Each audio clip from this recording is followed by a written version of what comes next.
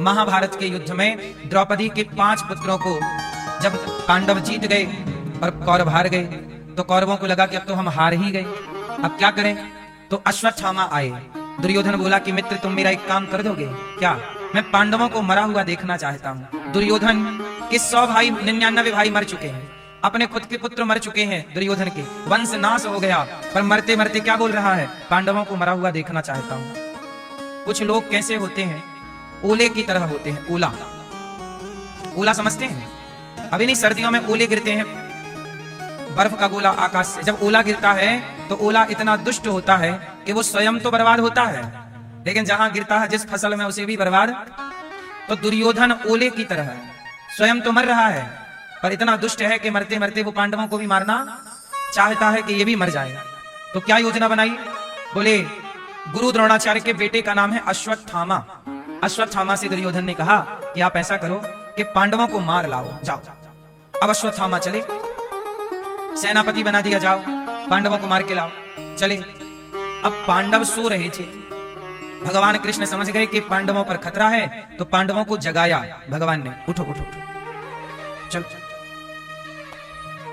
दूसरी जगह ले जाकर भगवान ने सुला दिया। पांडवों की जगह पर द्रौपदी के अर्थात पांडवों के 5 पुत्र आकर के सो गए। द्रौपदी के 5 पुत्र थे, पांचों पांडवों के एक एक। द्रौपदी के एक पुत्र का नाम था प्रतिविंध्य, दूसरे का नाम था सुत सौम, तीसरे का नाम था श्रुतकर्मा, चौथे का नाम था शतानीक और 5वें का नाम था श्रुतसेन। ये द्रौपदी के 5 पुत्र हैं। जब द्रौपदी के 5 पुत्र सो रहे थे तो अश्वत्थामा ने सोते हुए 5 बच्चों के सिर काट लिए, सिर काट दिए, और 5 के सिर लेकर के दुर्योधन के पास गया। देखो दुर्योधन, मैंने पांडवों की हत्या कर दी, ये रहे 5 के सिर। तो भीम बोला, दुर्योधन बोला कि इन 5 में जो भीम का सिर है वो हमें दो। भीम का सिर लिया, और दुर्योधन को तो गुस्सा थी ना भीम पर, क्योंकि इसने ही, भीम भैया ने ही दुर्योधन की जांघ तोड़ी है, इनके 199 भाइयों को मारा है, तो सिर लाओ, मैं जरा गुस्सा निकालूं। तो भीम का सिर लेकर के और दुर्योधन ने जोर से दबाया, और दबाया तो सिर आसानी से दब गया और चूरा चूरा हो गया। दुर्योधन बोला, मित्र ये भीम तो नहीं हो सकता, इतनी आसानी से सिर दब गया, ये भीम नहीं हो सकता। तो कौन है? ध्यान से देखा तो ये पांडव नहीं, पांडवों के जैसे दिखने वाले पांडवों के पुत्र थे। भीम का बेटा भीम जैसा दिखता था, अर्जुन का अर्जुन की जैसा। दुर्योधन बोला, तुमने तो मेरा वंश नष्ट कर दिया, कोई नहीं बचा। पहले खुशी हुई कि पांडव मारे गए, फिर दुख हुआ कि ये तो पांडव नहीं पुत्र हैं, तो सुख और दुख की संधि में दुर्योधन की मृत्यु हो गई। दुर्योधन की मृत्यु तब होती जब वो पहले खुश होता और तुरंत दुखी हो जाता। तो यही हुआ। अब अश्वत्थामा भागा कि हमने तो बड़ी गलती कर दी, 5 पुत्रों को मार डाला। अब जब भागा, सुबह हुई, द्रौपदी ने देखा कि हमारे 5 पुत्र तो मरे पड़े हैं, धड़ है, सर का पता नहीं। अब तो द्रौपदी रोने लगी। अर्जुन आए, क्या हुआ? बोले पुत्रों को अश्वत्थामा ने मार डाला। तुरंत भगवान कृष्ण को सारथी बनाया अर्जुन ने, और अश्वत्थामा को पकड़ने के लिए दौड़े। अश्वत्थामा भागा जा रहा है, भगवान कृष्ण ने अश्वत्थामा को पकड़ लिया, मतलब रथ के आगे खड़ा कर लिया अपना रथ। अर्जुन पकड़ने के लिए गए तो अश्वत्थामा ने अर्जुन को मारने के लिए ब्रह्मास्त्र चला दिया। अर्जुन दौड़े दौड़े भगवान की शरण में आए। कृष्ण कृष्ण महाबाहो भक्तानाम भयंकरा, त्वमेको दह्यमानाना मपवर्गोऽसि संसृते। अर्जुन ने कहा, प्रभु उसने ब्रह्मास्त्र चला दिया, मैं मर जाऊंगा। भगवान बोले, आप भी चलाओ, यदि आप भी ब्रह्मास्त्र चलाओगे। अर्जुन ने भी चलाया, दोनों ब्रह्मास्त्र शांत हो गए, दोनों को शांत किया भगवान ने। अश्वत्थामा को पकड़कर भगवान अर्जुन द्रौपदी के सामने लाए। द्रौपदी, तेरे 5 पुत्रों का हत्यारा सामने खड़ा है, जो दंड देना चाहती हो दे दो।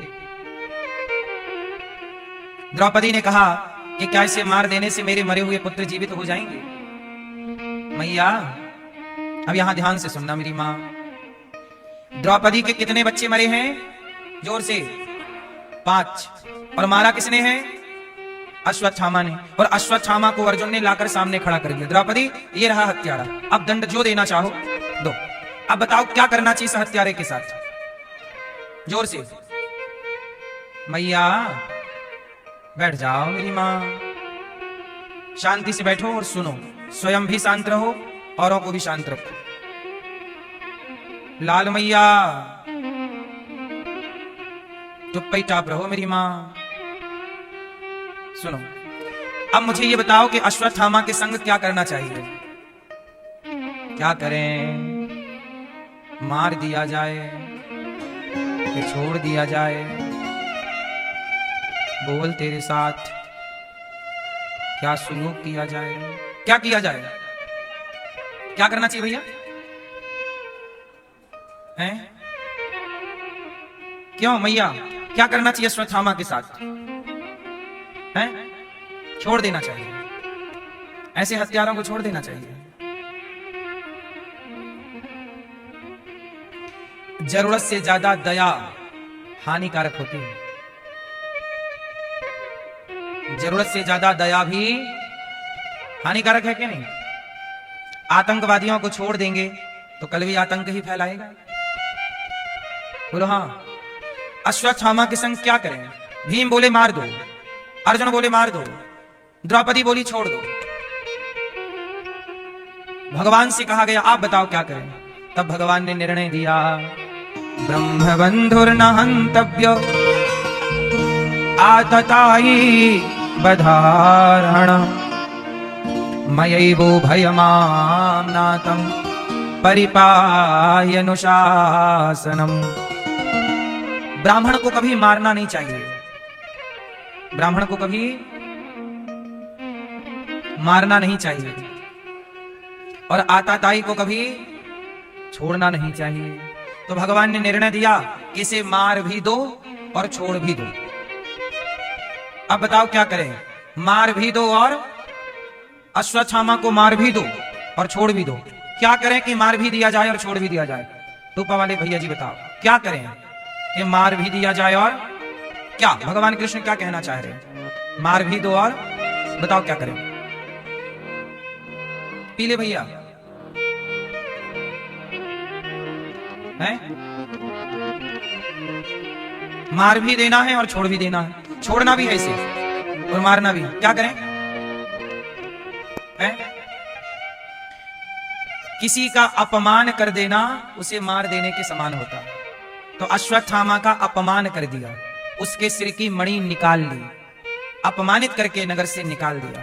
तो अपमान कर देना मतलब मार देना, और छोड़ देना फिर छोड़ ही दिया, जान से नहीं मारा। तो मार भी दिया, और ये न्याय कृष्ण का है।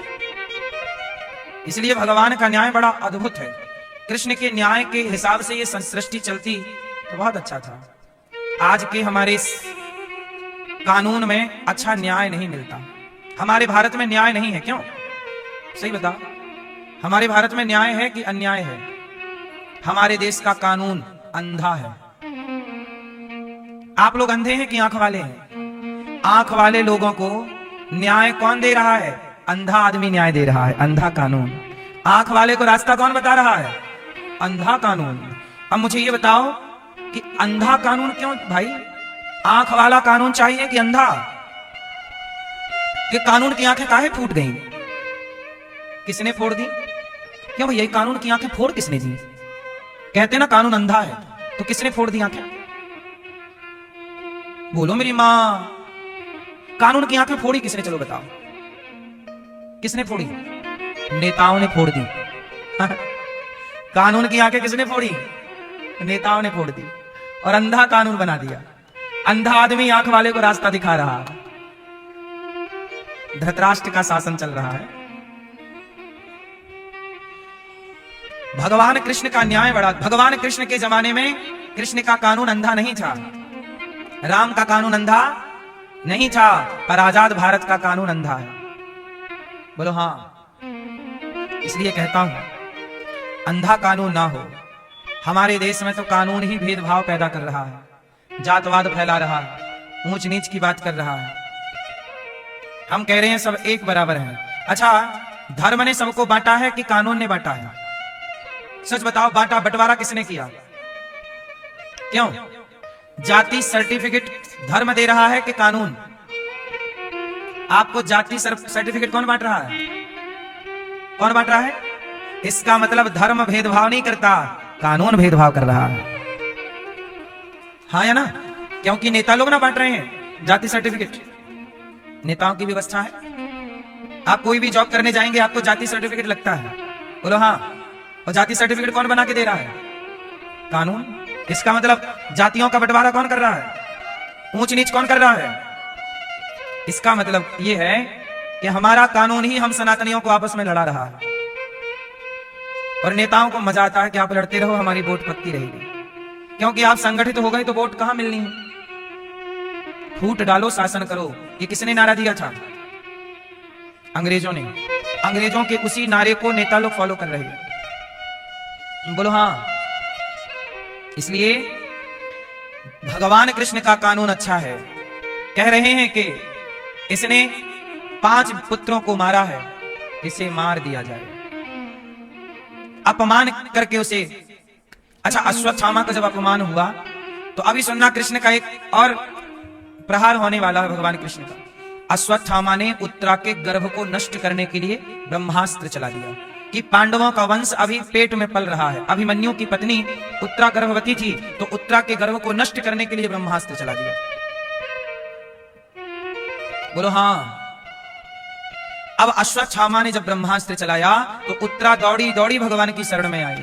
उत्तरा ने कहा, पाहि पाहि महायोगिन, हे प्रभु, हे महायोगी, महायोगी, देव देव जगत पते, हे जगत के पति, हे जगत पिता, हम आपकी शरण में हैं प्रभु। हमारे बच्चे ने जन्म भी नहीं लिया और देखो अश्वत्थामा ने ब्रह्मास्त्र चला के मार डालना चाहा हमारे पुत्र को। प्रभु हम आपकी शरण में हैं, आप तो शरण में आए की रक्षा करते हैं, हमारी रक्षा कीजिए। भगवान ने कहा, चिंता ना करो उत्तरा, हम आपके पुत्र की रक्षा अवश्य करेंगे। तो भगवान ने तो रक्षा कर दी, लेकिन मारा किसने? अश्वत्थामा ने। तब भगवान ने दंड दिया, जाओ अश्वत्थामा, तुमने भ्रूण हत्या करना चाहा है। तुमने कौन सी हत्या की? भ्रूण हत्या, गर्भपात करना चाहा है। सबसे बड़ा पाप है पेट के बच्चे को मार डालना। जाओ, हम तुम्हें सजा दे रहे हैं, तुम अमर हो जाओ। अब ये अमर हो जाना ये सजा है कि वरदान है? तो ये सजा ऐसी है कि तुम्हें भूख लगेगी, तुम खा ना पाओगे, प्यास लगेगी, पानी पी ना पाओगे, तो भूखे प्यासे अमर रहना है। अब बताओ ये सजा है कि वरदान है? आज भी अश्वत्थामा अमर हैं, पता है आपको? कई बार आपने सुना होगा अश्वत्थामा नर्मदा के किनारे। अब अमर हैं तो पूरे भारत में घूमते रहते हैं, कभी यहां दिखे, कई लोगों को दिखे, ऐसा लोग दावा करते हैं। अश्वत्थामा आज भी जिंदा है, आज भी जीवित है। इनके जीवित होने का शास्त्रों में प्रमाण तो है, यूं भी प्रमाण है कि कई बार कुछ लोगों के द्वारा एक विशालकाय इंसान देखा गया, तो उसे अश्वत्थामा कहते हैं। तो अश्वत्थामा जिंदा है पर मरने की भीख मांगते रहते हैं, प्रभु मार डालो, प्यास लगी है। प्रेत प्रधान हो गए हैं। क्या हो गए हैं ये? प्रेत। किस रूप में है? प्रेत रूप में। जैसे प्रेत को भूख लगती है, खा नहीं पाता, प्यास लगती है, पानी पी नहीं पाता। भूत प्रेतों के खाना पीना अलग ढंग का होता है। आप तुलसीदास जी की हिस्ट्री पढ़ेंगे तो उसमें एक प्रेत की चर्चा है। तुलसीदास जी शौच करने के लिए खेतों में जाते थे। बोलो हाँ, उस जमाने में तो खेत ही थे। तो लोटा लेके गए, तो शौच के बाद जो पानी बचता उसे एक पेड़ की जड़ में डाल देते। तो वहां रहता था एक प्रेत। तो वो शौच का जो पानी बचा, अब बताओ वो शुद्ध है कि अशुद्ध है? बोलो, शुद्ध है? अशुद्ध है। शौच के बाद जो पानी बचा वो पानी अशुद्ध है। और तुलसीदास जी का नियम बन गया कि उसी तरफ जाते और जो पानी बचता उसी एक पेड़ की जड़ में डाल देते। वहां प्रेत रहता, तो वो अशुद्ध पानी पीता प्रेत। प्रेत शुद्ध पानी नहीं पीता। प्रेत कैसा पानी पीता है? अशुद्ध।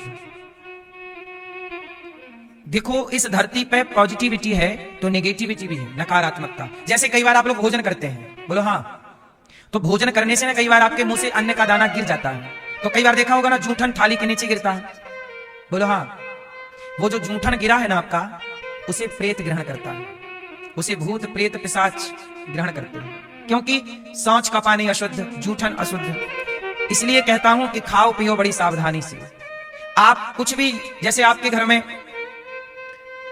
आप शुद्धि का ख्याल नहीं रखते, यदि अशुद्धि होगी तो आपके घर ना ये नकारात्मकता घुस जाएंगी, क्योंकि उन्हें खाने पीने को चाहिए ना।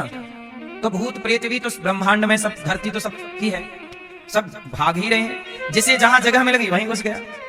इसलिए अपने घर के वातावरण को शुद्ध रखिए। शुद्धता में पॉजिटिविटी आती है, अच्छाइयां प्रवेश करती हैं, और अशुद्धि में बुराइयां प्रवेश कर जाती हैं। तो तुलसीदास जी पेड़ की जड़ में पानी डालते रहे। एक दिन प्रेत प्रकट हो गया।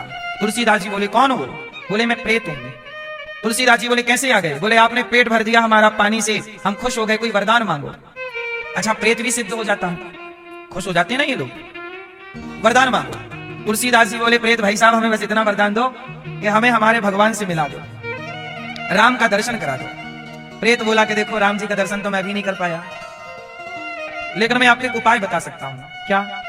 बोले, आप जब सत्संग करते हो तो सबसे पीछे जो एक गंदा सा आदमी आके बैठता है वो हनुमान जी हैं। तुम उनके पांव पकड़ लेना, वो तुम्हें दर्शन करा देगा। तो याद रखना, तुलसीदास जी को हनुमान जी तक एक प्रेत ने पहुंचाया था।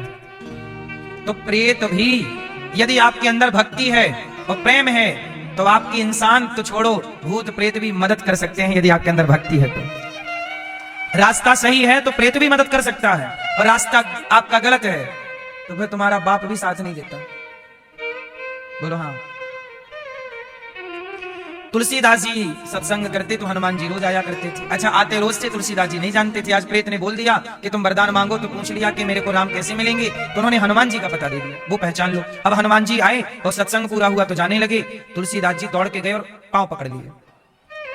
अब हनुमान जी तो सामान्य रूप में थे, तो कहा कि महाराज, आप तो कथा सुनाने वाले महापुरुष हो, हमारे श्रोता के पांव क्यों पकड़ रहे हो? तुलसीदास जी बोले, ना प्रभु, आप हनुमान जी हैं, मैं समझ गया, आप मुझे प्रभु का दर्शन कराओ। हे प्रभु, आप मुझे दर्शन कराओ। चरण पकड़ ही लिए, तब हनुमान जी ने नहीं छुड़ाया, तुलसीदास जी ने नहीं छोड़ा। तब हनुमान जी ने दर्शन दिया। तुलसीदास जी ने कहा, प्रभु, मुझे राम का दर्शन कैसे होगा? बोले, चित्रकूट में रोज आते हैं राम जी, तुम वहां बैठना। चित्रकूट के घाट में भाई संतन की भीड़, तुलसीदास बैठे हैं घाट पे, और राम जी आए।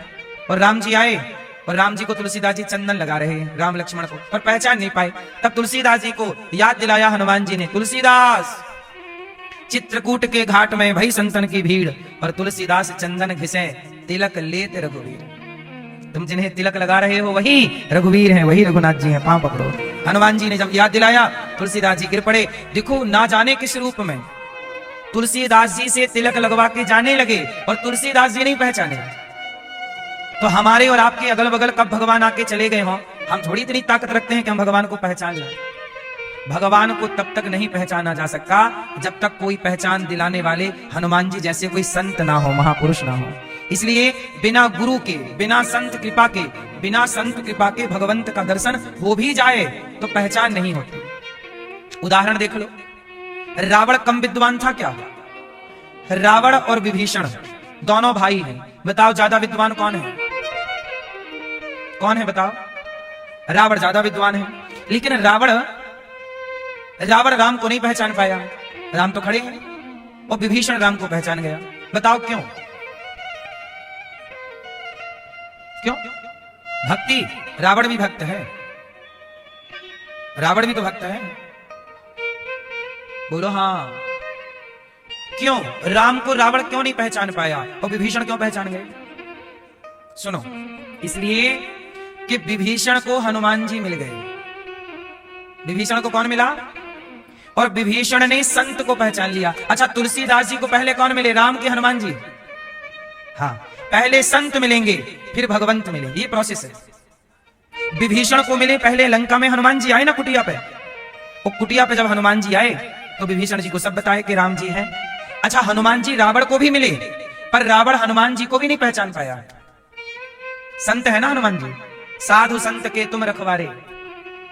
हनुमान जी कौन है? साधु संत के, वो तो साधु संतों के रखवारे हैं, तो हनुमान जी तो संत हैं। अच्छा बताओ, विभीषण ने हनुमान जी को पहचान लिया, रावण ने हनुमान जी को बांध दिया और कह दिया पूंछ में आग लगा दो। अब बताओ, आप किसी संत की पूंछ में आग लगाओगे तो लंका तुम्हारी ही जलेगी। बोलो हाँ, जलेगी कि नहीं? इसलिए कहता हूं, साधु संतों से प्यार से ही मिलो, घमंड एटीट्यूड से ना मिलो। रावण अभिमान से मिला तो लंका जल गई। अच्छा सुनो, रावण जो है वो हनुमान जी को नहीं पहचान पाया, कि ये संत है। जो व्यक्ति संत को नहीं पहचानता वो भगवान को भी नहीं पहचान सकता, चाहे वो रावण ही क्यों ना हो इतना विद्वान। और विभीषण ने हनुमान जी को पहचान लिया कि आप तो संत हैं। और जब हनुमान जी को पहचाना तो राम को पहचान गए विभीषण जी। इसलिए कहता हूं पहले गुरु फिर गोविंद, पहले गुरु फिर गुरु गोविंद दो खड़े, काके लागू पाए, बलिहारी गुरु आपने गोविंद दियो बताए। इसलिए कहा गुरु ब्रह्मा गुरु विष्णु गुरु देवो महेश्वरा, गुरु साक्षात परब्रह्म तस्मै श्री गुरुवे नमः। इसलिए कहता हूं कि गुरु के बिना ईश्वर की प्राप्ति का बोध नहीं होगा। अब देख लो, अश्वत्थामा की सिर की मणि निकाल करके अपमानित करके निकाला। अश्वत्थामा भटक रहे हैं प्रेत बन करके, प्रेत की तरह, क्योंकि भ्रूण हत्या की है, हत्या कर नहीं पाए, करने का प्रयास किया। जो व्यक्ति गर्भ के बच्चे को मारता है उसे कितना बड़ा पाप लगता है। इसलिए आप लोगों से मैं विनती करता हूं कि पाप से बचना चाहिए। पाप किसी भी तरह का हो, पाप किसी भी तरह का हो, पाप से बचना चाहिए। बोलो हाँ, पाप मतलब पाप। बच्चे को पेट में आजकल तो आम बात हो गई। सरकार भले कहती है कि गर्भपात ना कराओ, लेकिन सरकारों की गाइडलाइन में ही गर्भपात की दवाइयां बिक रही हैं। बोलो हाँ, मेडिकलों में दवाई मिल जाती है गर्भपात करने की। इसका मतलब है कि हत्याएं आजकल तो देखो कानून इजाजत दे रहा है कि आप पेट के बच्चे को मार सकते हैं। भाई दवाई तो मिल ही रही है ना, वरना दवाई क्यों बेच रहे हो? कुछ देश ऐसे हैं जहां दवाई नहीं मिलती गर्भपात करने की।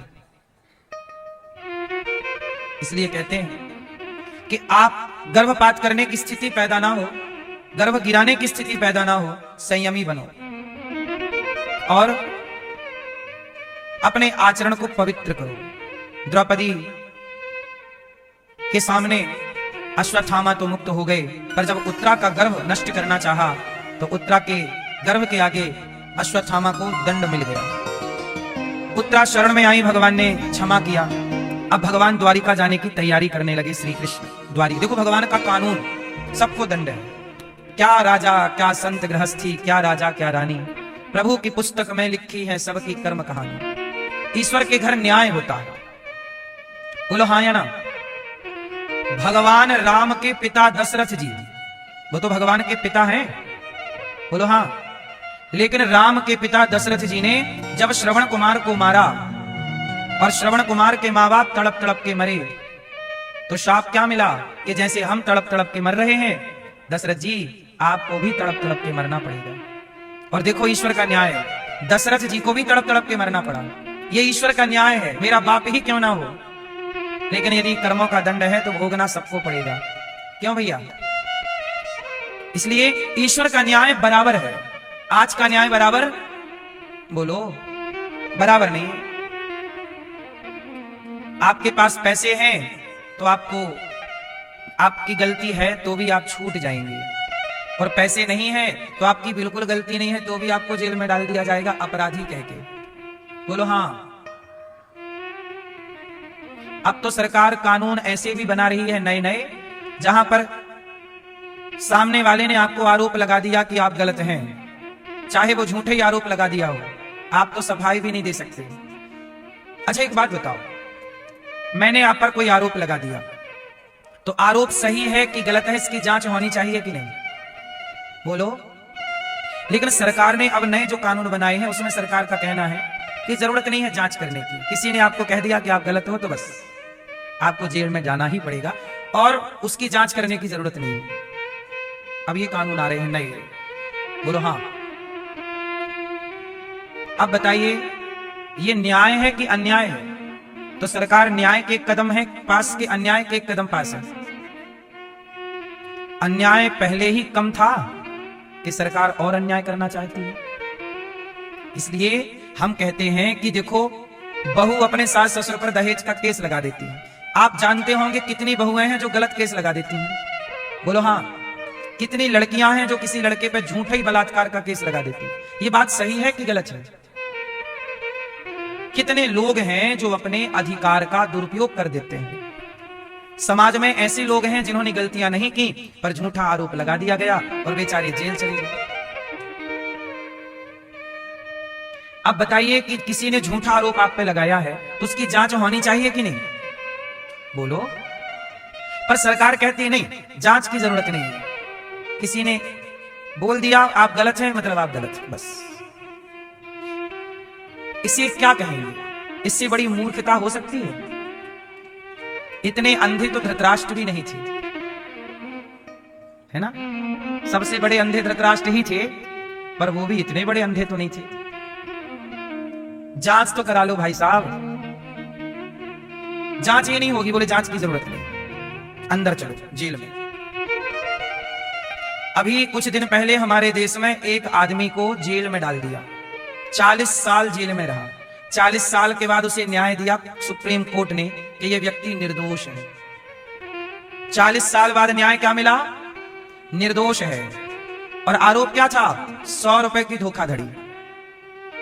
कितने रुपए की? 100 रुपए की। वो राज परिवहन बस नहीं चलती थी सरकारी, पहले सरकारी बस, उस सरकारी बस का कंडक्टर था। 100 रुपए का उस पर घूस लेने का या टिकट ना काटकर चढ़ा लेने का यात्री को आरोप था। उस 100 रुपए के केस में 40 साल लग गए न्याय देने में। और न्याय जब मिला तो क्या मिला कि ये आदमी निर्दोष था। इसने कोई ऐसी बात कही नहीं, किसी ने झूठा ही आरोप लगा दिया। तो किसी के झूठा कहने से सरकार ने जांच नहीं की कि वो सही बोल रहा कि गलत। वो जेल में 40 साल। अब बताइए ये न्याय है? ये है नेताओं का न्याय? भगवान का न्याय अलग है साहब। अरे उसने आरोप लगाया तो एक बार आरोप की भी तो जांच हो कि सही है कि गलत। और चलो 1 महीना 2 महीने में न्याय मिल जाए, 1 साल के अंदर न्याय मिल जाए, लेकिन न्याय 40 साल। अब वो 40 साल जेल में रहा। अब उस 40 साल में तो उसकी जिंदगी खत्म हो गई ना?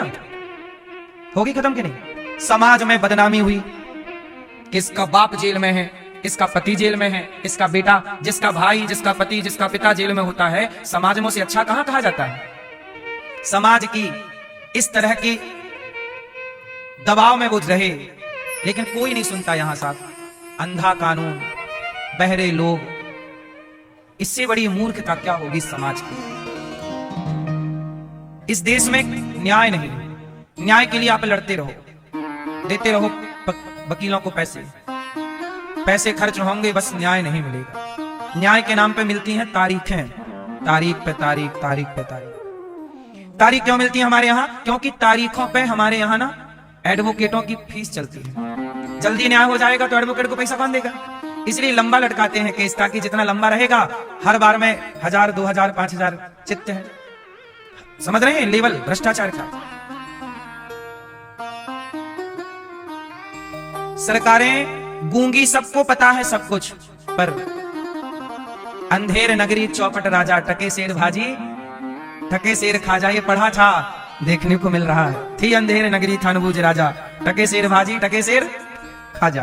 अंधेर नगरी और चौपट राजा, ऐसा है न्याय इस देश का। क्या कहें, किससे कहें? उम्मीदें भी तो अब नहीं है किसी से।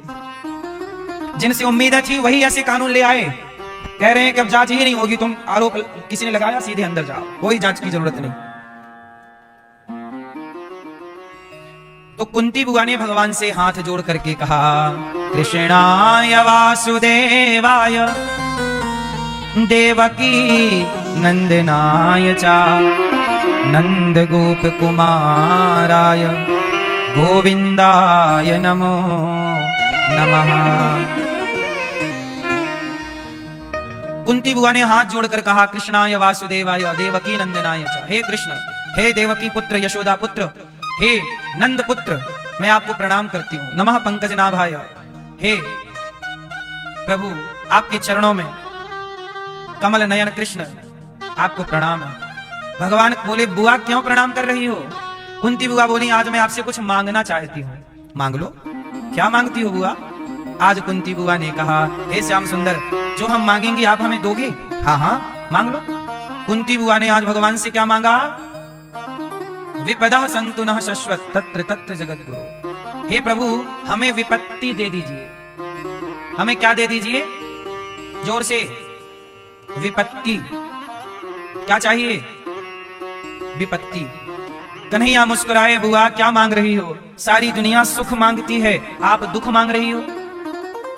कुंती बुआ बोली, दुख क्या करोगी? भगवान कृष्ण बोले, दुख क्या करोगे बुआ, दुख का क्या करोगी? कुंती बुआ बोली, श्याम सुंदर, जब से जीवन में सुख आया है तब से हमें डर लगने लगा। क्या? बोले, सुख में ये डर लग रहा है प्रभु कहीं हम आपको भूल ना जाएं, क्योंकि सुख में भगवान को भूलने की संभावनाएं ज्यादा है। हमें डर लग रहा, हम भूल ना जाएं। कुंती बुआ ने कहा, हे प्रभु हमें दुख दे दो। हमें क्या दे दो? भगवान बोले, बुआ दुख भी कोई मांगने की चीज है? आज तक किसी ने दुख नहीं मांगा। कुंती बुआ बोली, प्रभु जब से हमारा बेटा राजा बना है हमें तो डर सता रहा है। हमें प्रभु ऐसा दुख दे दो जिस दुख में प्रभु केवल आपकी याद बनी रहे, आपको भूलू ना। हे नाथ, मैं आपको कभी भूलू नहीं। भगवान को मैं भूल जाऊं तो ऐसे सुख का क्या करूंगा जिस सुख में हम भगवान को भूले बैठे हों। बढ़िया तो वो दुख है जो भगवान की याद तो दिलाता है। बोलो हाँ, भगवान की क्या दिलाता है? याद। दुखों से अगर चोट खाई ना होती तो कन्हैया तेरी याद हमें आई ना होती। दुख बहुत अच्छी चीज, दुख अच्छे हैं कि बुरे हैं, मैं ये नहीं कहता कि दुख अच्छा है कि बुरा है। मैं ये कहता हूं कि ऐसा सुख बिल्कुल अच्छा नहीं है जो सुख हमें भगवान से दूर कर दे। दुख ही अच्छा, ऐसा दुख भी अच्छा जो भगवान के पास ले जाकर के खड़ा कर दे। कुंती बुआ बोली, जब जब जीवन में दुख आया तो आपकी याद ज्यादा आई। अब सुख आ गया तो डर रही हूं कि कहीं मैं आपको भूल ना जाऊं। दुख आया, अच्छा एक बात समझो, हमारे देश के साधु संत सब छोड़ के फटे चीथड़े कपड़े पहन के काहे घूमते रहते हैं? ऐसा है कि संत लोग भ्रमण करते रहते हैं, कभी इस पेड़ के नीचे बैठे हैं, कभी उस पेड़ के नीचे। क्यों? हम अच्छे महंगे गद्दों में, अच्छे कमरों में सोएंगे तो खा पी के सो जाएंगे, लेकिन जो फुटपाथ पर है, जो दुख उठा रहा है, वो ज्यादा भगवान को याद कर रहा है। आप ही बताओ, सुखी व्यक्ति भगवान को ज्यादा याद कर रहा है कि दुखी व्यक्ति? बोलो। मंदिरों में, तीर्थों में सुखी व्यक्ति कम होते हैं, मंदिरों में, तीर्थों में दुखी व्यक्ति ज्यादा होते हैं। बोलो हाँ। सुखी व्यक्ति भगवान को तब तक याद नहीं करता जब तक उसके जीवन में दुख ना आ जाए। इसलिए तो कबीरदास जी ने कहा, दुख में सुमिरन सब करें, सुख में करें ना। और जो सुख में सुमिरन करें, जो सुख में भगवान को याद करेंगे, उनके जीवन में दुख आएगा ही नहीं। दुख आता ही इसलिए है कि हम सुख में भगवान को भूल जाते हैं। इसलिए मेरी मां, हालात चाहे अच्छे हों चाहे बुरे हों, हर परिस्थिति में भगवान को याद जरूर करना चाहिए। अब आप लोगों को लगता है कि भक्ति का मतलब दिन भर मंदिर जाएं, क्या दिन भर पूजा करें? नहीं, भक्ति का मतलब दिन भर पूजा करना नहीं है। भक्ति का मतलब दिन भर मंदिर जाना नहीं है। भक्ति का मतलब क्या है फिर? क्या है मैया? भक्ति का मतलब क्या है? समझाओ जरा हमें, लाल मैया। मैया, चश्मा वाली मैया पीछे बताओ, भक्ति का मतलब क्या है? क्या है मेरी मां? क्या है? सुनो, भक्ति का मतलब है कि हम मंदिर ही जाएं तो भक्ति कहलाएगी ना। आपको समय मिले तो मंदिर जाया करो, समय ना मिले तो मंदिर जाने की जरूरत नहीं है। समय मिले तो पूजा कर लो, भगवान को स्नान करा दो, प्रणाम कर लो। समय नहीं मिला तो कोई बात नहीं, दूर से हाथ ही जोड़ लो। लेकिन भक्ति क्या है फिर? तो सुनो, भक्ति क्या है? भक्ति का अर्थ है कि ईमानदारी से अपने कार्य को करना। जैसे आप किसान हैं, ईमानदारी से आप किसानी कीजिए, ईमानदारी से अपना कार्य करिए और काम करते हुए भगवान को याद करते रहिए। काम छोड़ के माला जपने की जरूरत नहीं है, काम करते हुए नाम जपो। ठीक है, ये भक्ति है। भक्ति क्या है? अब पत्नी कर रही है भक्ति, वो पति बुला रहा है, सुनो जरा यहां आओ। अरे जब बैठे रहो, बुढ़ी कहीं की, मैं माला जप रही हूं। अब पत्नी जप रही है माला, राम राम राम। पति बुला रहा यहाँ आओ। अब पत्नी बोली मैं माला जप रही हूँ। अब पत्नी को लग रहा कि मैं भक्ति कर रही हूँ। भक्ति नहीं कर रही हूँ, काम चोरी कर रही हूँ। ये काम चोरी है। अब पति लोग, बाप बुला रहा है पुरुष को, पति को, ए भैया बेटा, माँ बुला रही है बेटा दवाई नहीं है, ये दवाई लेते आना है। माँ इतनी महंगी दवाई, माँ भूखी मर रही है, माँ प्यासी मर रही है, बेटा को टाइम नहीं है देखने के लिए। दिन भर दुकान, दिन भर काम, दिन भर पैसा। ये भी आपकी काम चोरी है, कर्तव्य से भाग रहे हो। अब आप कितने भी तीर्थ कर लो, इसलिए हम कहते हैं मंदिर मत जाओ, तीर्थ भी मत जाओ, जरूरी नहीं है, समय हो तो जाओ। लेकिन तुम्हें जो जिम्मेदारी विधाता ने दे रखी है, अपने कर्तव्यों को ईमानदारी से तो कर लो। आप डॉक्टर हैं, ईमानदारी से मरीजों की सेवा करो, यही आपकी भक्ति है। उसको बचाने का प्रयास करो। अब आजकल हमारे देश में डॉक्टर क्या करते हैं, तुम्हारा मरीज जिंदा रहे या मर जाए पहले पैसा जमा करो 2 लाख रुपया, तब हम हाथ रखेंगे। क्यों ऐसे है ना? अमेरिका में कोई भी व्यक्ति बीमार हो तो पहले उसका इलाज किया जाता है, और हमारे देश में कोई व्यक्ति बीमार हो तो पहले पैसे गिने जाते हैं। पैसे लाओ फिर हाथ लगाएंगे। क्यों जी, ये बात सही है कि गलत है?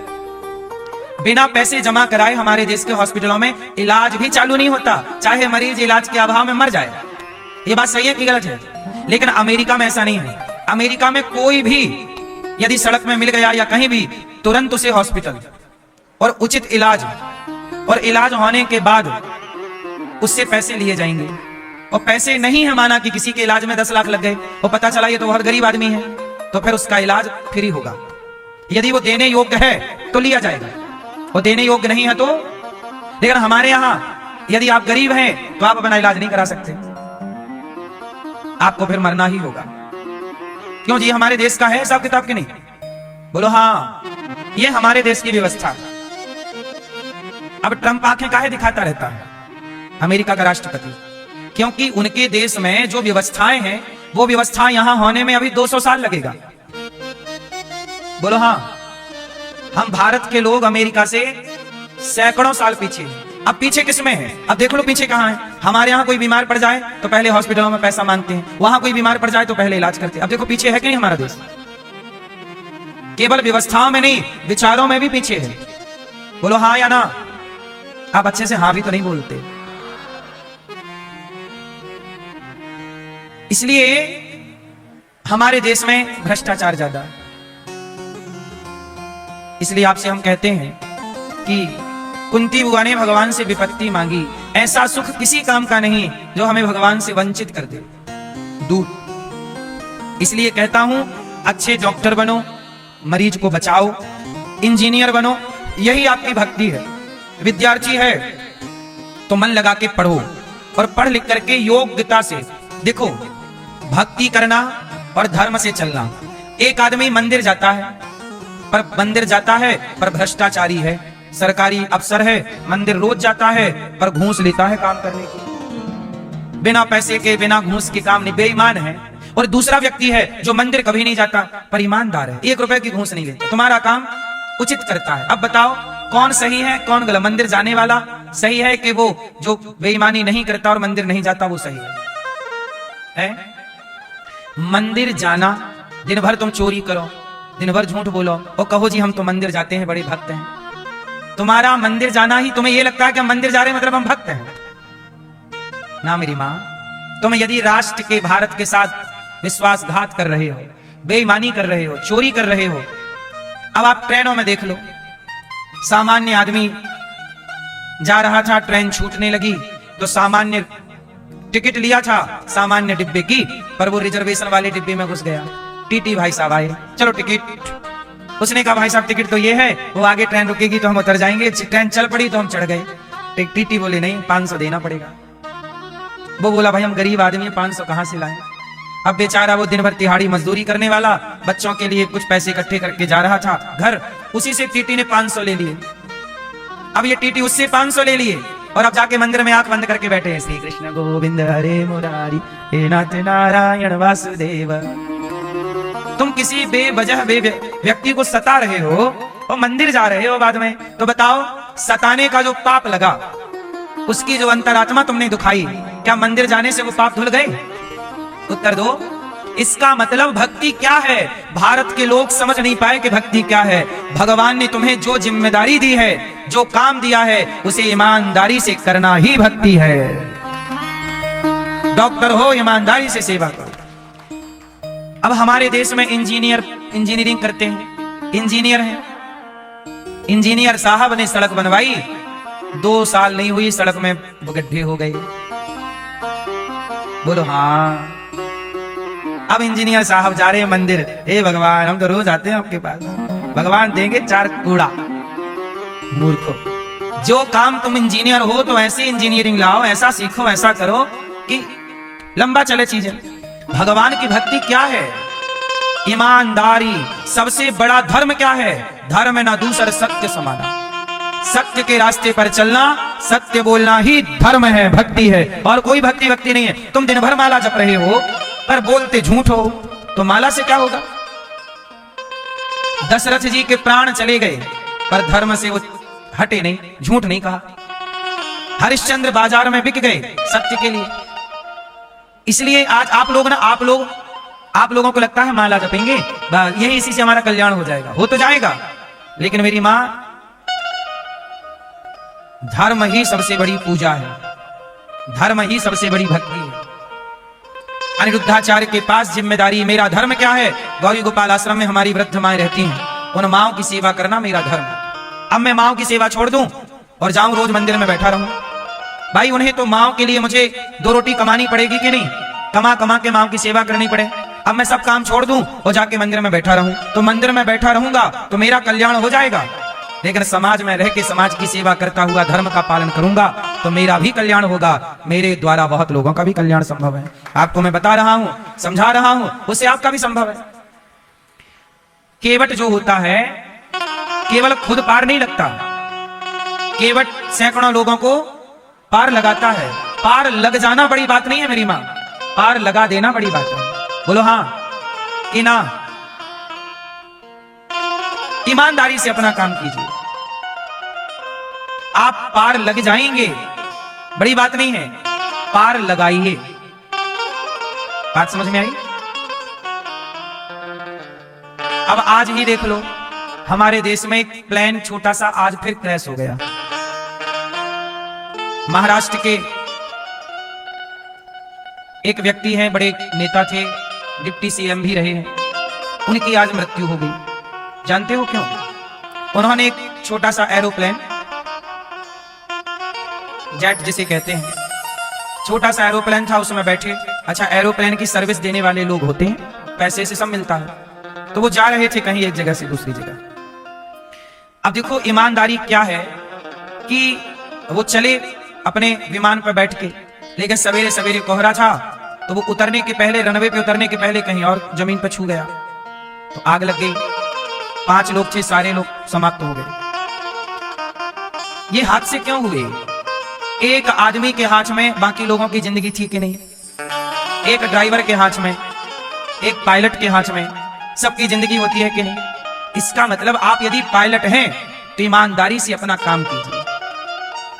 अब आप पायलट हैं, आपको प्लेन उतारना है, लेकिन आप प्लेन ना उतार के आप कुछ और करने लग जाएं। जो काम है आपका वो करिए, वही आपकी भक्ति है। हमारी सेना है, बॉर्डर पे खड़ी है, सेना का काम है आतंकवादी ना घुसे, कोई गतिविधि ना हो। अब वो सारे सैनिक छोड़े सब और मंदिर में जाके बैठ जाएं, व्यवस्था भंग हो जाएगी। आपकी ईमानदारी से की गई सेना की सेवा ही आपकी भक्ति है, इसी से भगवान प्रसन्न होंगे। ईमानदारी से किया गया माँ बाप का सम्मान और माँ बाप की सेवा, इसी से भगवान प्रसन्न होंगे। आप पत्नी हैं, ईमानदारी से अपने पति में समर्पण कीजिए, पति की सेवा कीजिए, पति के वचनों पर चलिए, इसी से आपका कल्याण होगा। अब पति की एक ना सुनना और दिन भर पूजा करना। आजकल का व्यक्ति अपने धर्म से और अपने कर्म से भटक चुका है, और बचने के लिए फिर वो कहता है कि हम मंदिर चले जाएंगे, हमारा सब ठीक हो जाएगा, हम गंगा नहा लेंगे, सब नहीं। अवश्यमेव भोक्तव्यम। सब ठीक हो जाता तो दशरथ जी को काहे भोगना पड़ा? वो तो भगवान के बाप हैं। तुम्हारा नाम जपे से सब ठीक हो जाएगा, तो दशरथ जी तो उन्हीं के बाप हैं जिनका तुम नाम जप रहे हो। बोलो हाँ। अवश्यमेव भोक्तव्यम, अर्थात भोगना पड़ता है। भीष्म पितामह जैसों को बाणों की सैया पर लेटना पड़ा।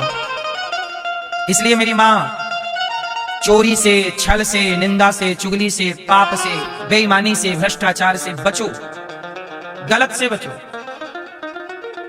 ईमानदारी से काम करो। हाँ या ना? नमक रोटी अच्छी है ईमानदारी की, 56 भोग अच्छे नहीं है बेईमानी के। आजकल हमारे देश में सबको क्या बनना है? बड़ा आदमी। और बड़े आदमी बनने के चक्कर में चोरी करने लग गए, डाका डालने लग गए, ठगने लग गए। साइबर ठगी होती है कि नहीं? बोलो हाँ। आपके मोबाइल पे ओटीपी आएगा, कहेगा कि हम बैंक के मैनेजर बोल रहे हैं, तुम्हारा खाता अपडेट करना है, ओटीपी बताओ। आपने धोखे से बता दिया तो साइबर अपराधी सारा पैसा तुम्हारा घर बैठे खत्म कर देते हैं, ट्रांसफर कर लिया। और जरा सोचिएगा कि हमारे देश की व्यवस्थाएं कितनी घटिया हैं। अच्छा एक बात बताओ, साइबर अपराध हो रहे हैं कि नहीं? किसी का पैसा किसी के खाते में चला जाता है चोरी से, ये हो रहा है कि नहीं? आप लोग बताओ, हो रहा है। जबकि इसे पकड़ना बहुत आसान है, क्योंकि बैंक का पैसा आपके खाते का यदि कहीं गया होगा तो किसी ना किसी खाते पे गया होगा, वो खाते पे सब जानकारियां होती हैं। तो ऐसे अपराधियों को तो तुरंत पकड़ा जा सकता है कि तुम्हारा पैसा किस खाते पे गया, तुरंत पकड़ लिया जाए। लेकिन ये भारत की व्यवस्था नहीं पकड़ पाती। सोचिए, इतना लचीला कानून है, जबकि खाते को पकड़ना बहुत आसान होता, तुरंत 1 मिनट में तो निकल आता है कि पैसा कहां ट्रांसफर हुआ है, किसके नाम पे वो खाता है, वहां से पैसा कहां गया, तुरंत वो आदमी पकड़ा जाएगा। लेकिन भारत में रोज ठगी हो रही है। ओटीपी बताओ जरा, पैसा खत्म हो रहा है कि नहीं? सरकारें नहीं पकड़ पा रही हैं, देखो। जबकि ये वाला अपराध तो लीगल अपराध है, खाते टू खाते वाला, इसको तो पकड़ा जाना चाहिए तुरंत। लेकिन हमारे देश का कानून वही अंधा, उसे कुछ दिखता ही नहीं है ना, या तो दिखता नहीं है या वो देखना नहीं चाहता। कामचोर है कानून। क्यों? कुल मिलाकर हम आपको केवल ये बता रहे हैं कि ईश्वर की अदालत में ऐसा ना होगा मेरी मां। ईश्वर की अदालत में तो चाहे तुम भगवान के बाप हो या भगवान के बेटे, जो किया है वसुदेव जी 18 साल जेल में रहे, भगवान कृष्ण के पिता। बोलो हाँ। क्यों पिता रहे? क्योंकि ये पिछले जन्म में कश्यप ऋषि थे, कश्यप जी, और इन्होंने एक देवता की गाय को रख लिया था और दिया नहीं। लगभग 18 साल तक उस गाय को अपने पास रखे रहे। तो एक गाय को, आप किसी की गाय को बंदी बना के रखे तो आपको भी जेल जाना पड़ेगा, चाहे भगवान के बाप ही आप क्यों ना हो।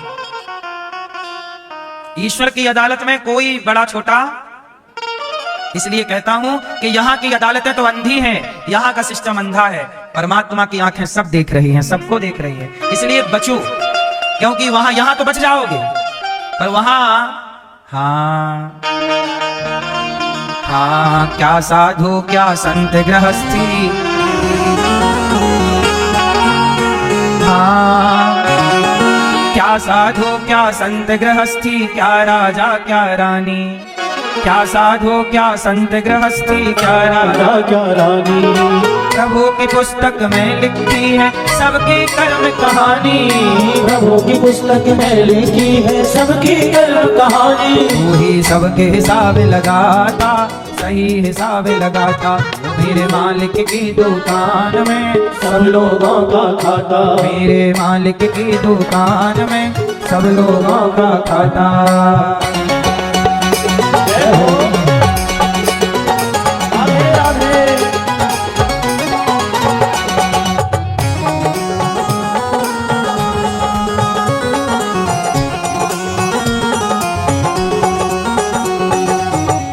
मेरे मालिक की दुकान में सब लोगों का खाता, मेरे मालिक की दुकान में सब लोगों का खाता, सब लोगों का खाता है भाई, सब लोगों का खाता, सब लोगों का खाता है भाई, सब लोगों का खाता। जो नर जैसा, जो नर जैसा कर्म करेगा वैसा ही फल पाता, जो नर जैसा कर्म करेगा वैसा ही फल पाता। मेरे मेरे मालिक की दुकान में सब लोगों का खाता, मेरे मालिक की दुकान में सब लोगों का खाता।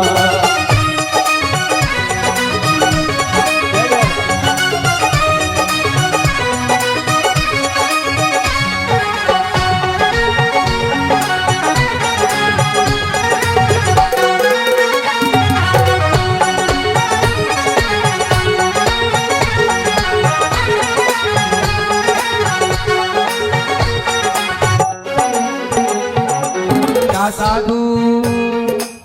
साधु क्या संत गृहस्थी, क्या राजा क्या रानी, क्या साधु क्या संत गृहस्थी, क्या राजा क्या रानी। ईश्वर की अदालत में कोई छोटा बड़ा, क्या साधु क्या संत गृहस्थी, क्या राजा क्या रानी, क्या साधु क्या संत गृहस्थी, क्या राजा क्या रानी। प्रभु की पुस्तक में लिखी है, प्रभु की पुस्तक में लिखी है सबकी कर्म कहानी, प्रभु की पुस्तक में लिखी है सबकी कर्म कहानी। वही तो सबके जमा और खर्च का सही हिसाब लगाता, मेरे मालिक की दुकान में सब लोगों का खाता, मेरे मालिक की दुकान का सब लोगों का खाता, मेरे मालिक की दुकान में सब लोगों का खाता।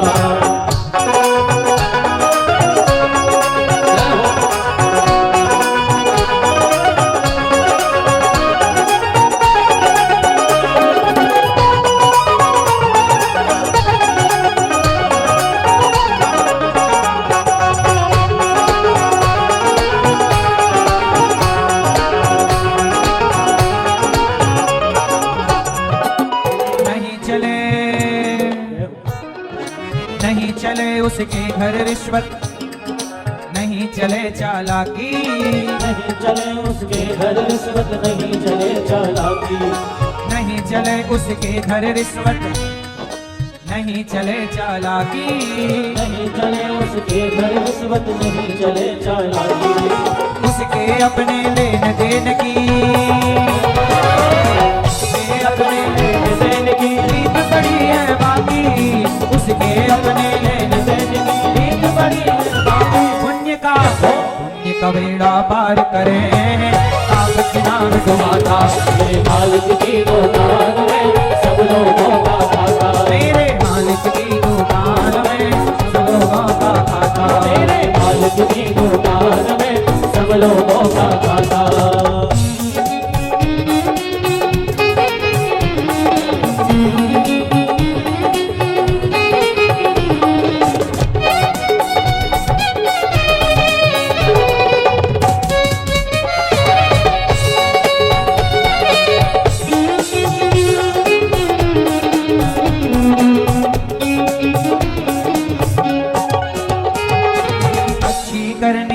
रे भैया कर्म न करियो काला, अच्छी करनी कर लो रे भैया, कर्म न करियो काला, अच्छी करनी ए मैया, अच्छी करनी कर लो रे मैया, कर्म न करियो काला, अच्छी करनी कर लो रे भैया, कर्म न करियो काला, अच्छी करनी कर लो रे भैया, कर्म न करियो काला, अच्छी करनी कर लो रे भैया, कर्म न करियो काला।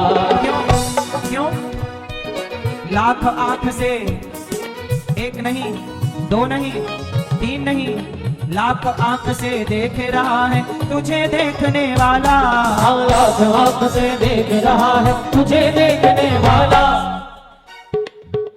धर्म का करते बेड़ा पार है, बाप की नाम डुबाता, मालिक की दुकान में सब लोगों का खाता, मेरे मालिक की दुकान में सब लोगों का खाता, मेरे मालिक की दुकान में सब लोगों का खाता, मेरे मालिक की दुकान में सब लोगों का खाता, मेरे मालिक की दुकान में सब लोगों का खाता, मेरे मालिक की दुकान में सब लोगों का खाता, सब लोगों का खाता, सब लोगों का खाता।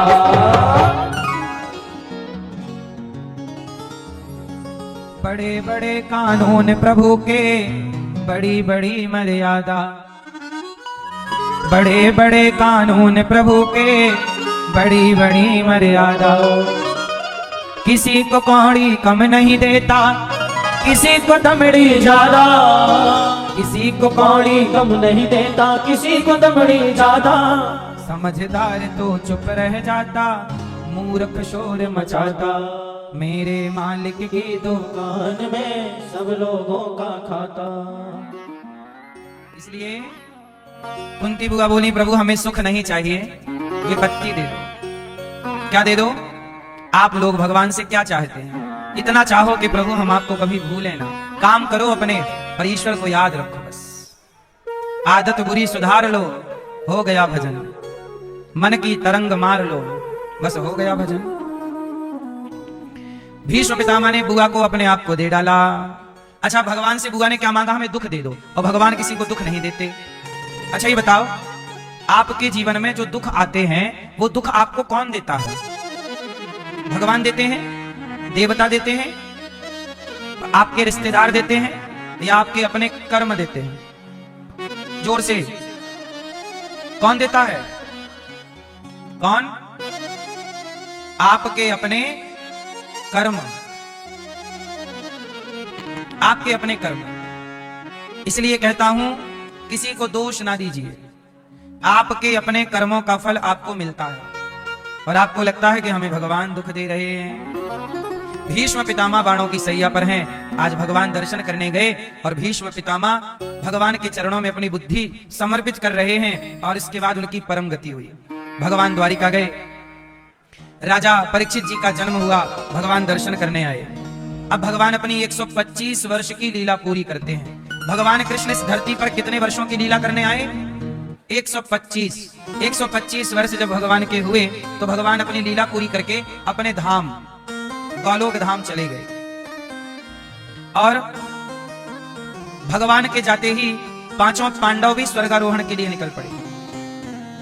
कुंती बुआ ने अपने शरीर को पूरा किया भगवान की याद में, और पांचों पांडव स्वर्गारोहण के लिए निकल गए।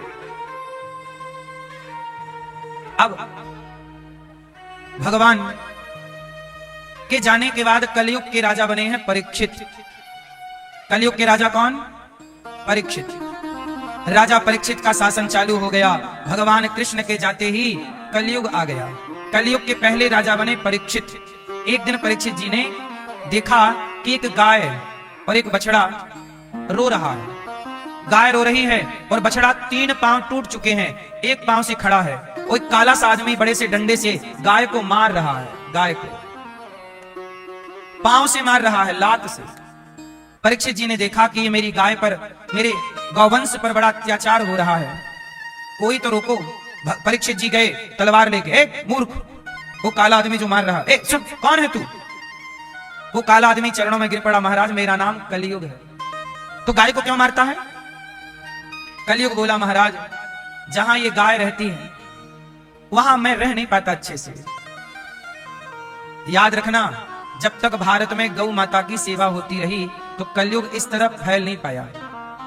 अब कलयुग का बोलबाला ज्यादा है, पहले कलयुग का बोलबाला कम था। वो कलयुग तो चाहेगा कि मेरा ही बोलबाला ज्यादा हो, इसलिए कलयुग का बोलबाला ज्यादा हो, इसलिए कलयुग पाप ज्यादा कराता है। आजकल आप लोग अच्छे काम करने में चित्त नहीं लगता, बुरे काम करने में मन लगता है, क्योंकि कलयुग खुद नहीं चाहता कि आप अच्छे काम करें, क्योंकि अच्छे काम होंगे तो कलयुग प्रभावशाली नहीं होगा। ये कौन सा युग है? कलयुग है। और कलयुग में जब गाय की सेवा होगी, गाय की पूजा होगी सब, तो फिर कलयुग का अर्थ ही क्या निकला? कलयुग बोले, महाराज सब तो पूजा पाठ कर रहे हैं। अच्छा, कलयुग कब खुश होता है? जो पूजा करते हैं, जो गाय की सेवा करते हैं, उनसे कलयुग खुश नहीं होता। कलयुग किससे ज्यादा प्रसन्न होता है? जो व्यक्ति शराब पी के पड़ा है, टुन्न हो गया, शराब पी रहा है, तो कलयुग बहुत खुश होता है कि ये मेरा ग्राहक है, ये मेरा नाम रोशन कर रहा है। शराब पीने वाले से कलयुग बहुत खुश होता है। जुआ खेलने वाले से कलयुग बहुत खुश होता है। पराई औरत को देखना, इलू इलू करना, ताकते रहते तुझको सांझ सवेरे, ऐसे गानों को सुनता रहता है कलयुग। मुन्नी बदनाम हुई, ये सब गाने कौन सुन रहा है ज्यादा? कलयुग। बोलो हाँ। इसलिए कलयुग के हिसाब के लोग भी इस धरती पे हैं। कलयुग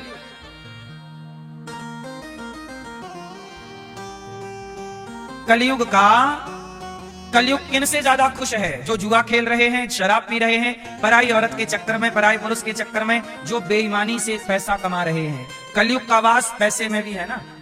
मेहनत का पैसा होगा तो कृष्ण का वास, और बेईमानी का पैसा होगा कलयुग का वास। और जहां हत्या होती है, बकरा काटना, मुर्गा काटना, मछली मारना, जीव हत्या, वहां भी कलयुग का वास ज्यादा है। तो कलयुग, इसलिए इसलिए कलयुग का प्रभाव ज्यादा है।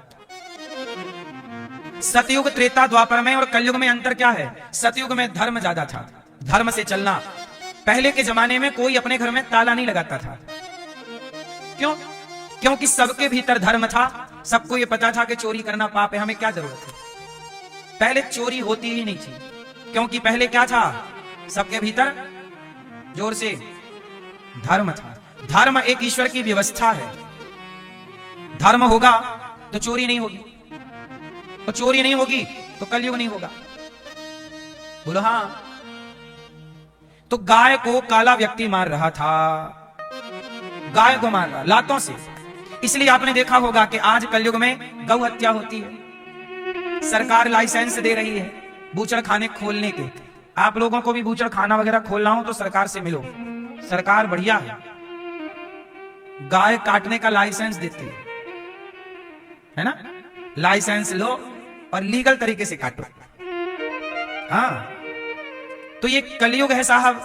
यहां गाय की तो हत्या होती है, नहीं हो रही? भारत में गौ हत्या हो रही है कि नहीं? जोर से। तो ये इससे कलयुग बहुत खुश हो रहा होगा, इसलिए सरकारें भी वही काम करती हैं जिससे कलयुग महाराज खुश हो,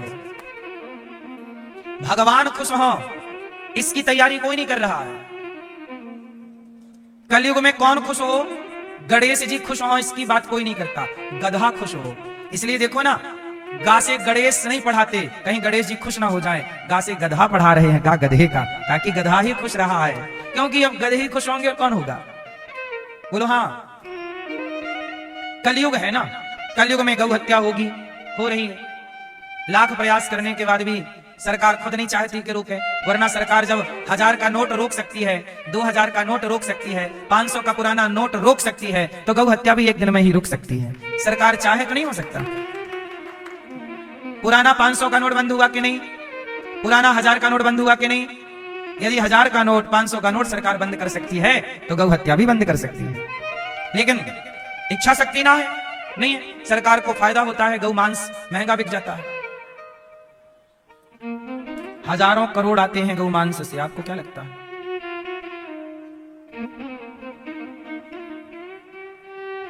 तो कलयुग में गाय को कलयुग मार रहा था। बछड़ा, बछड़ा मतलब कौन? बताओ, बछड़ा किसे कहते हैं? नंदी, बैल। नंदी मतलब जोर से, जोर से, बैल है। बैल बैल नहीं होता। नंदी मतलब धर्म। शंकर जी का वाहन क्या है? शंकर जी का वाहन नंदी नहीं है, शंकर जी का वाहन धर्म है। नंदी क्या है? धर्म का ही स्वरूप है नंदी। इसलिए उसे नंदी को केवल नंदी और बैल ही ना समझा जाए। हम ये बात केवल इसलिए कोड कर रहे हैं कि आप बैल को केवल बैल ना समझे रहे, नंदी को केवल नंदी ना समझे रहे। हमारे सनातन में नंदी को धर्म कहते हैं। शंकर जी किस पे सवार होते हैं? बैल मतलब, नंदी मतलब धर्म। वो धर्म का प्रतिनिधि है। इसलिए शंकर जी किस पर सवार हैं? धर्म पर। और धर्म के पांव कितने होते हैं? 4।